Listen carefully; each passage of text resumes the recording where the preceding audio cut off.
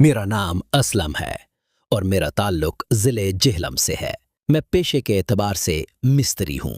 कुछ दिन पहले मुझे एक पुराने मकान की मुरम्मत का काम मिला। काम तकरीबन 4 से 5 दिन का था। मेरे साथ एक मजदूर भी था जिसका नाम अहमद था। हम रोजाना सुबह 8 बजे काम पर आते और शाम 5 बजे छुट्टी करते। उस दिन हल्की हल्की बारिश हो रही थी, इसलिए हम घर के अंदरूनी कमरों में काम कर रहे थे। जब वक्त 11:30 हुआ तो मैंने अहमद से कहा, यार भूख लग रही है, बाजार से कुछ खाने को ले आओ। अहमद फौरन चला गया और मैं उसके इंतजार में मोबाइल देखने लगा। काफी वक्त गुजर गया लेकिन वो वापस ना आया। हालांकि समोसे और पकौड़े वाली दुकान घर के बिल्कुल सामने थी। 30 मिनट गुजरे थे कि दरवाजे पर दस्तक हुई। मैंने सोचा अहमद आया होगा, लेकिन जब दरवाजा खोला तो सामने एक अजनबी नौजवान खड़ा था। उसके हाथ में समोसे और पकौड़े थे। मैंने हैरानी से पूछा, तुम कौन हो? वो बोला, मैं अहमद का भाई हूं। उसकी तबीयत अचानक खराब हो गई थी, इसलिए उसने मुझे भेजा है। बारिश तेज हो रही थी, इसलिए मैंने उसे अंदर बुला लिया। हमने साथ खाना खाया और फिर काम शुरू कर दिया। वो नौजवान काम में हैरत अंगेज तौर पर चुस्त और माहिर था। जो काम आम तौर पर घंटों में होता है, वो चंद मिनटों में मुकम्मल कर देता। मैंने दिल ही दिल में सोचा, ये तो काम का बंदा है, अहमद के मुकाबले में बिल्कुल मुख्तलिफ। काम करते करते उसने कहा, उस्ताद, मैं दूसरे कमरे में देखता हूं, आप यहां काम करें।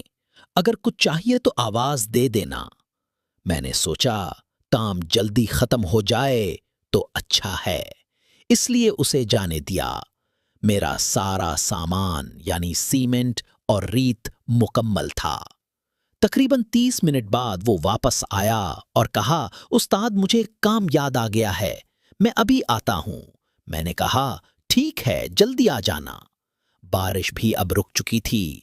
वो बाहर गया ही था कि 5 मिनट बाद फिर दरवाजे पर दस्तक हुई।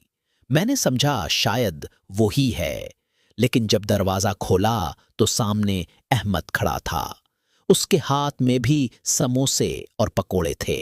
वो बोला, उस्ताद, माफ करना, बारिश तेज हो गई थी, इसलिए मैं दुकान पर ही बारिश रुकने का इंतजार करता रहा।